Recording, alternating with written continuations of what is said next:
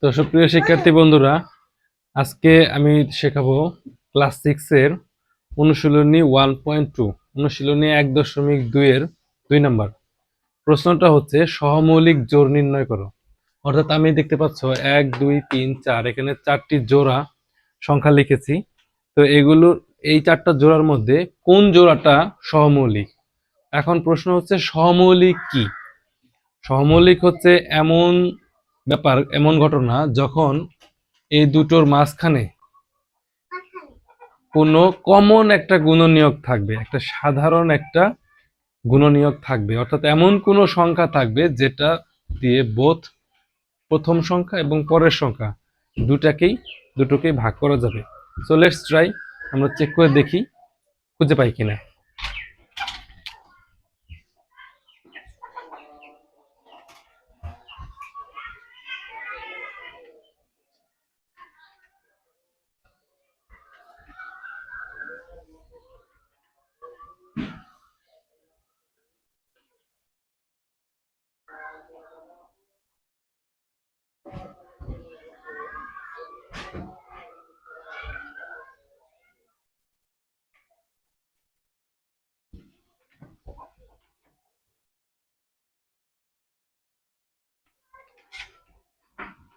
এই যে 63, পরের খ নাম্বারে 63কে আমরা যেহেতু বিজোড় সংখ্যা, যেহেতু 63 একটা বিজোড় সংখ্যা, 2 দিয়ে ভাগ করবো না, 3 দিয়ে ভাগ করবো।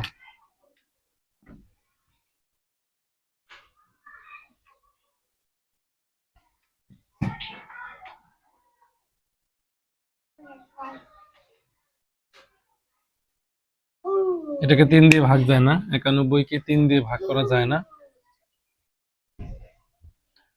So let's try with something else. What about 7? 7 থেকে 7 বিয়োগ করলে থাকবে 2, 1 21, 3 7 21। 13 যেহেতু একটা, ওকে।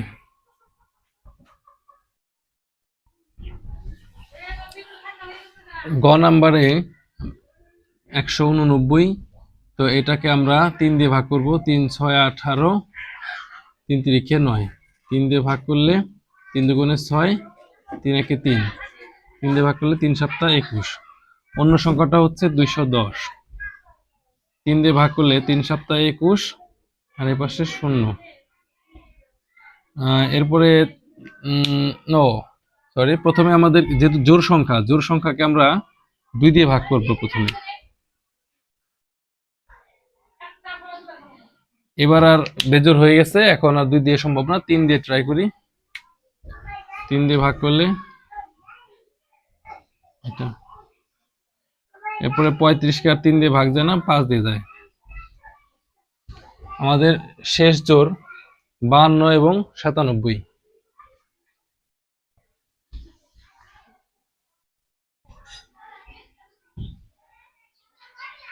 তিনি কি 3 2 2 22 না, 52কে 3 দিয়ে যাচ্ছে না। সো লেটস ট্রাই এটা তো জোড় সংখ্যা, অবশ্যই 2 দিয়ে করব। 26 দুগুণে 52, 13 দুগুণে 26।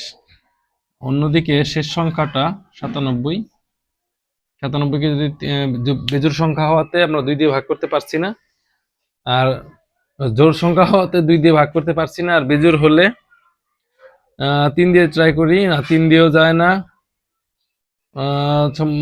4 দিয়ে, 5 দিয়ে যাবে না। 5 দিয়ে যাবে না সেটা কেন, কিভাবে বুঝলাম? যে কোনো সংখ্যার শেষে যদি 5 এবং 0 থাকে তাহলেই কেবল এই 5 দিয়ে ভাগ যাবে, অন্য কোনো সংখ্যা থাকলে 5 দিয়ে ভাগ যাবে না। 6 7, 7 দিয়ে যাবে না। সো 97 একটা মৌলিক সংখ্যা হচ্ছে সেই সংখ্যা যেটাকে 1 এবং ওই সংখ্যা ছাড়া অন্য কোনো কিছু দিয়ে ভাগ যায় না। কাজে আমরা বলতে পারছি 97কে আর কোনো কিছু দিয়ে ভাগ যাচ্ছে না। তো এটা এভাবেই থাকুক, 97কে আমরা জাস্ট 97 হিসেবেই লিখে রাখবো। তো এখন শিক্ষার্থীবৃন্দ, আমরা দেখতে পাচ্ছি যে প্রথম জোড়াতে অর্থাৎ 27 এবং 54 এই দুটোর মধ্যে আমরা কমন উৎপাদক পেয়ে গেছি। অর্থাৎ এমন উৎপাদক আমরা পেয়েছি যেটা 2 জায়গায় আছে, 2 সংখ্যাতেই আছে। যেমন 3 3, এখানেও একটা আমরা কমন উৎপাদক পেয়েছি অর্থাৎ কমন গুণনীয়ক পেয়েছি 7 7। 63 কেও 7 দিয়ে ভাগ যায়, 91 কেও 7 দিয়ে ভাগ যায়। আবার আমাদের গ নাম্বার জোড়া নাম্বার গ তে আমরা দেখতে পাচ্ছি এখানেও কমন উৎপাদক 7 7 রয়েছে এবং 3 3 রয়েছে।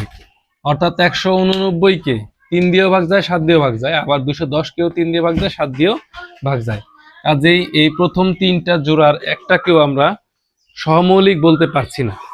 কিন্তু শেষ জোড়াটাতে আমরা দেখতে পাচ্ছি যে 97 কে কোনো কিছু দিয়ে ভাগ যায় না, অন্যদিকে 52 কে 2 এবং 13 দিয়ে ভাগ যায় বা 4 দিয়ে ভাগ যায়।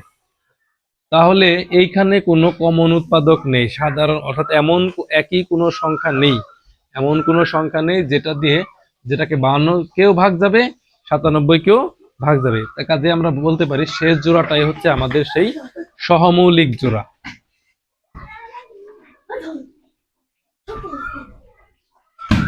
Thank you students.